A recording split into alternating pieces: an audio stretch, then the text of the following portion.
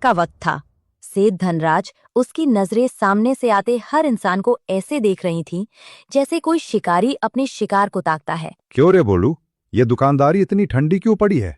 बाहर आग बरस रही है, लोगों के पेट में भूख भी उतनी ही तेज लगनी चाहिए, तभी तो उनकी मजबूरी मेरे पास आएगी। मालिक, लू इतनी तेज है कि कोई घर से निकलने की हिम्मत नहीं कर पा रहा। हिम्मत तो भूख के आगे घुटने टेक ही देती है बोलू, बस सब्र कर, देख शिकार आ ही गया। तभी गांव की एक बूढ़ी औरत नंदू की अम्मा अपनी कांपती देह और आंखों में ढेर सारी उम्मीद लिए सेठ की दुकान पर आकर खड़ी हो गईं। सेठ जी, थोड़ा राशन उधार मिल जाता तो बड़ी मेहरबानी होती। बिटिया के ससुराल जाना है, कुछ हाथ में लेकर जाऊंगी तो इज्जत रह जाएगी। अम्मा, राशन तो मैं दे दूं, पर कब तक उधार चलेगा? आखिर मैं भी तो मेहनत की कमाई खा रहा हूँ। बस अगले महीने फसल आते ही चुका दूंगी। अगले महीने की किसने देखी है? देखो अम्मा, रिश्ता अपनी जगह, धंधा अपनी जगह। एक काम करो, तुम ये 5,000 रुपए का कर्ज ही ले लो, बिटिया के लिए अच्छे कपड़े ले जाना। बस इस कोरे कागज पर अंगूठा लगा दो, ये तो बस लिखा पड़ी है कि मैंने तुम्हारी मदद की है। कर्ज पर ये कागज खाली क्यों है सेठ जी? अम्मा, भरोसा है तो लो, वरना धूप में जाकर खड़ी रहो। मैं तो बस तुम्हारी बिटिया की खुशी चाहता हूँ। मजबूरी और बिटिया की ममता के आगे अम्मा ने बिना सोचे समझे उस कोरे कागज पर अपना अंगूठा लगा दिया। अम्मा अभी दुकान से उतरी ही थी कि गोपाल किसान वहाँ पहुँचा। वो पसीने में लथपथ था और उसके चेहरे पर मौत का डर साफ दिख रहा था। सेठ जी, मेरी मदद कीजिए, पत्नी की तबीयत बहुत खराब है, शहर ले जाना होगा। डॉक्टर ने दवा के लिए बहुत पैसे मांगे हैं। गोपाल, पैसे तो पेड़ों पर नहीं उगते, तूने पिछला हिसाब भी तो बराबर नहीं किया है। फसल कटते ही पाई पाई चुका दूंगा मालिक, बस अभी जान बचा लीजिए। देख गोपाल, मैं तेरा खेत अपने पास गिरवी रख लेता हूँ, तू पैसे ले जा, बस इस कागज पर अंगूठा मार दे। खेत? सेठ जी, वो मेरी पुश्तैनी जमीन है, वही तो मेरा सहारा है। तो क्या पत्नी को मरता देखेगा? पैसा चाहिए तो अंगूठा लगा, वरना रास्ता नापो। फूट फूट कर रोते हुए गोपाल ने भी अपनी जमीन का सौदा कर लिया। उसे अंदाजा भी नहीं था कि उसने अपनी बर्बादी पर मुहर लगा दी है। मालिक, वो बेचारी बुढ़िया और वो लाचार किसान, आपने उनके साथ बहुत बुरा किया। राशन और दवा के नाम पर आपने उनके घर और खेत हड़प लिए। भगवान देख रहा है मालिक। भोलू, इसे धोखा नहीं, व्यापार की कला कहते हैं। गरीबों की चीख से मेरा पेट नहीं भरता, लेकिन उनकी जमीन से मेरी तिजोरी जरूर भरती है। और तू अपनी जबान संभाल, वरना कल से तू भी सड़क पर होगा। चल अपना काम कर। सेठ का ये जुल्म यही नहीं रुका, लेकिन उसे नहीं पता था कि उसका सामना जल्द ही ऐसे इंसान से होने वाला है जो उसकी किस्मत ही नहीं बल्कि उसकी रूह तक कपा देगा। तो मालिक, क्या लगता है अगला शिकार कौन सी दिशा से आने वाला है? दोपहर का सन्नाटा था। तभी एक बूढ़ा साधु, जिसके आंखों में एक अजीब सी चमक थी, सेठ धनराज की दुकान पर आकर रुक गया। बेटा, 2 दिन से कुछ खाया नहीं है, थोड़ा अन्न मिल जाता तो बड़ी दुआ देता। हट बुड्ढे, यहाँ कोई खैरात नहीं बट रही। दुआओं से मेरा पेट नहीं भरता, मुझे धन चाहिए। आगे बढ़, वरना भोलू से कहकर डंडे लगवाऊंगा। धन का अहंकार इंसान को अंधा कर देता है सेठ। याद रखना, जो दूसरों की आहुति लेकर अपनी तिजोरी भरता है, उसे एक दिन सब कुछ यहीं छोड़कर जाना पड़ता है। मुझे ज्ञान मत बांट, निकल यहाँ से, वरना अभी बाहर फिकवा दूंगा। अचानक साधु ने अपनी झोली से एक सोने का सिक्का निकाला और गल्ले पर रख दिया। सोने की चमक देख सेठ की आंखें फटी की फटी रह गईं।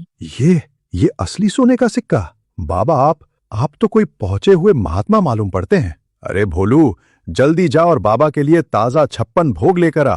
बैठिए बाबा, बैठिए। अब मैं महात्मा हो गया। याद रखो सेठ, सोने की चमक से तुम्हारी तिजोरी भर सकती है, पर रूह नहीं। ये सिक्का रखो और मुझे भोजन कराओ। साधु चुपचाप खाना खाकर जंगल की ओर चल दिए, लेकिन सेठ के मन में लालच का बीज बो गए। थोड़ी देर बाद राजू दुकान पर आया, जेब खाली, दिल में उम्मीद। उसे पत्नी राधा के लिए राशन चाहिए था। मेहनती और ईमानदार राजू मदद मांगने आया, पर उसे क्या पता, सेठ की नजर राशन पर नहीं, उसकी पुश्तैनी जमीन पर थी। सेठ जी, राम राम। घर में दाना नहीं बचा है, थोड़ा राशन उधार मिल जाता तो बड़ी कृपा होती। जैसे ही कहीं मजदूरी मिलेगी, मैं पाई पाई चुका दूंगा। अरे राजीव भाई, राम राम राम राम, बैठो। अरे राशन की क्या बात करते हो? तुम जैसे मेहनती इंसान को खाली हाथ बेचूं, इतना पत्थर दिल नहीं हूं मैं। शुक्रिया सेठ जी, बस 10 दिन का राशन दे दीजिए। राशन तो छोटी चीज है राजू भाई। एक काम करो, तुम ये 10,000 रुपए का कर्ज ले लो, राशन भी ले लेना और घर की बाकी जरूरतें भी पूरी कर लेना। आखिर कब तक ऐसे छोटी छोटी चीजों के लिए हाथ फैलाओगे? 10,000 रुपए? पर सेठ जी, मैं इतने पैसे एक साथ कैसे चुकाऊंगा? अरे उसकी चिंता छोड़ो, जब होगा तब दे देना। बस लिखा पढ़ी के लिए इस कागज पर अपना अंगूठा लगा दो। ये तो बस एक रस्म है, आखिर धंधे का उसूल जो है। राजू भोला था। उसे लगा सेठ उसकी वाकई मदद कर रहा है। उसने उस कोरे कागज को देखा भी नहीं और खुशी खुशी स्याही में अंगूठा डुबोकर उस पर अपनी बर्बादी के निशान छाप दिए। आपका बहुत बहुत शुक्रिया सेठ जी। अब मैं घर जाकर अपनी पत्नी राधा को ये खुशखबरी सुनाऊंगा। राजू पैसे लेकर दुकान से खुशी खुशी बाहर निकल गया। उसके जाते ही सेठ के चेहरे पर एक शिकारी वाली मुस्कान आ गई। मालिक, आपने राजू को राशन की जगह इतना सारा पैसा क्यों दे दिया? और वो कागज तो बिल्कुल खाली था। भोलू, तू आज भी बच्चा ही रहा। राजू भोला है, उसे लग रहा है उसे खजाना मिल गया, पर उसे नहीं पता कि उसने 10,000 के बदले अपने पुरखों की जमीन मेरे नाम कर दी है। 1 महीने बाद जब वो पैसे नहीं लौटा पाएगा तो ये कागज उसका घर मेरे नाम कर दे। भाई, ये पुराना कूलर कितने का दोगे? देख तो कबाड़ जैसा रहा है, पर लोहे का मजबूत लग रहा है। अरे साहब जी, ये तो बस यहाँ पड़ा है। अगर आपको पसंद है तो बस 500 रुपए दे दीजिए और ले जाइए। 500 रुपए? राशन तो ले ही लिया है, अभी भी काफी पैसे बचे हैं। इस तपती गर्मी में क्यों ना एक कूलर खरीद लो, राधा भी खुश हो जाएगी। ठीक है भाई, ये लो 500 रुपए। अब ये कूलर मेरा हुआ। राजू ने भारी मेहनत करके उस भारी लोहे के कूलर को अपने कंधों पर उठाया और पसीने में लथपथ होकर अपने घर की ओर चल दिया। उसे अंदाजा भी नहीं था कि वो घर कबाड़ नहीं, अपनी किस्मत लेकर जा रहा है। ओ जी, ये क्या आफत उठा लाए? घर में खाने को दाने नहीं हैं और आप ये सड़ा गला कबाड़ ढोकर ला रहे हैं। कहाँ से आए इसके पैसे?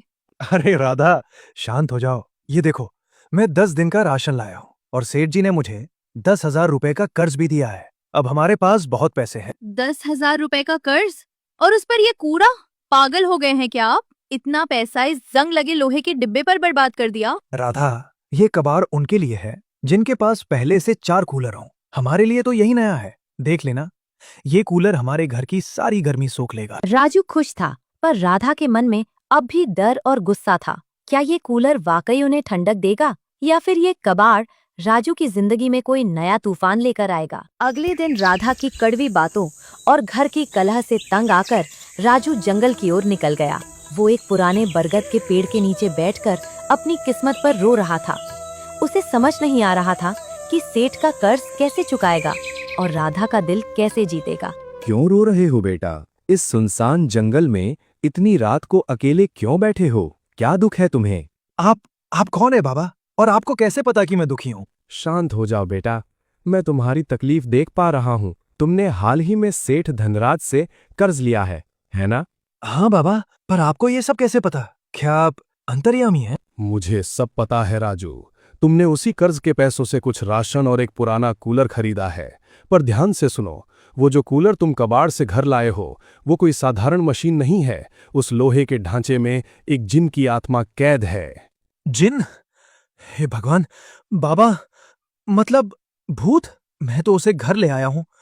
अब मेरी राधा का क्या होगा? डरो मत, वो एक नेक रूह है, पर असली खतरा वो कूलर नहीं, वो सेठ है। उसने धोखे से कोरे कागज पर तुम्हारा अंगूठा इसलिए लगवाया है ताकि 1 महीने बाद वो तुम्हारा घर हड़प सके। वो एक लालची इंसान है।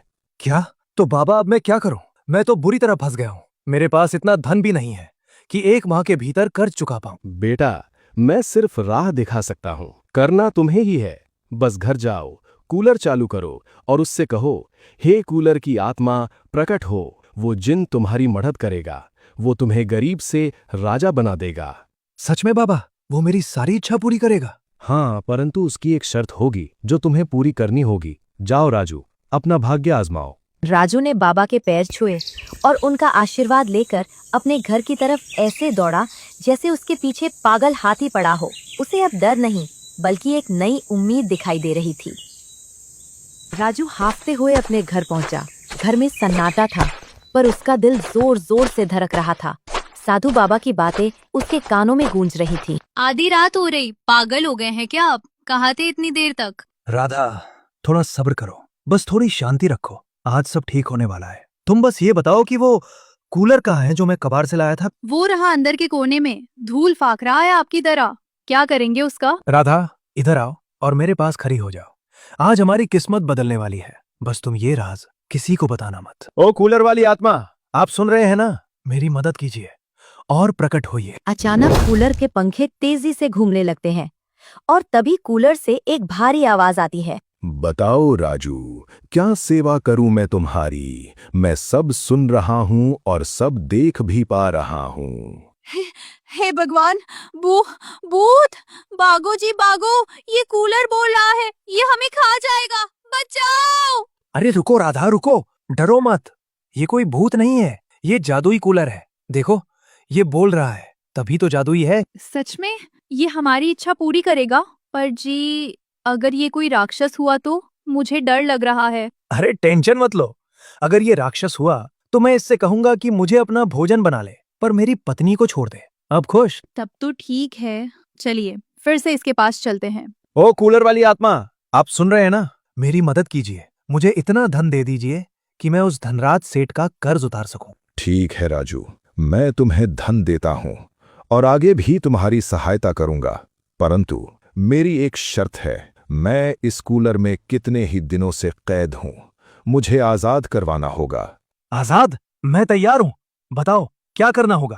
पास के घने जंगल के बीचों बीच एक पवित्र तालाब है, वहां से थोड़ा जल लाकर इस कूलर में डाल दो। जैसे ही वो जल कूलर में डालोगे, मैं आजाद हो जाऊंगा। मुझे तुम पर विश्वास है राजू। अचानक कूलर के सामने रुपयों का ढेर लग गया। राजू की आंखों में चमक और राधा के चेहरे पर हैरानी थी। ये लो धन, जाओ पहले उस सेठ का कर्ज उतारो और कल सुबह होते ही जंगल की ओर निकल जाना। राजू के हाथ में अब वो धन था जो उसकी हर मुसीबत को खत्म कर सकता था। बिना देर किए राजू सीधे सेठ धनराज की दुकान पर पहुंचा। कल तक जो राजू राशन के लिए गिड़गिड़ा रहा था, आज उसके कदमों में गजब का आत्मविश्वास था। ये लो सेठ धनराज, तुम्हारे पूरे 10,000 रुपए, और ये ऊपर से इसका ब्याज भी। मेरा हिसाब चुकता करो। धन? अरे राजू भाई, इतना सारा धन तुम्हारे पास एक ही रात में कहां से आया? कहीं कोई चोरी डकैती तो नहीं की? वो सब छोड़ो सेठ, पहले मुझे मेरा अंगूठा लगाया हुआ वो कोरा कागज वापस दो। और हाँ, 1 महीने का राशन भी अब से मेरा कोई हिसाब बाकी नहीं रहना चाहिए। अरे गुस्सा क्यों होते हो राजू भाई? ये लो अपना कागज। बोलू, राजू भाई के लिए पूरे महीने का राशन पैक कर, और वो भी सबसे बढ़िया वाला। शुक्रिया सेठ। राजू राशन लेकर खुशी खुशी घर की ओर निकल गया, पर पीछे दुकान में सेठ के दिमाग में शैतानी साजिशें पकने लगी थी। क्यों रे बोलू, कुछ अजीब नहीं लग रहा? पहले वो बाबा आया और अब ये राजू। कल तक जो दाने दाने को मोहताज था, आज पूरे महीने का राशन एडवांस ले गया है। मालिक, मुझे भी कुछ समझ नहीं आ रहा। दाल में कुछ काला नहीं, बल्कि पूरी दाल ही काली लग रही है। कुछ तो गड़बड़ है भोलू, और उस गड़बड़ का पता मुझे लगाना ही होगा।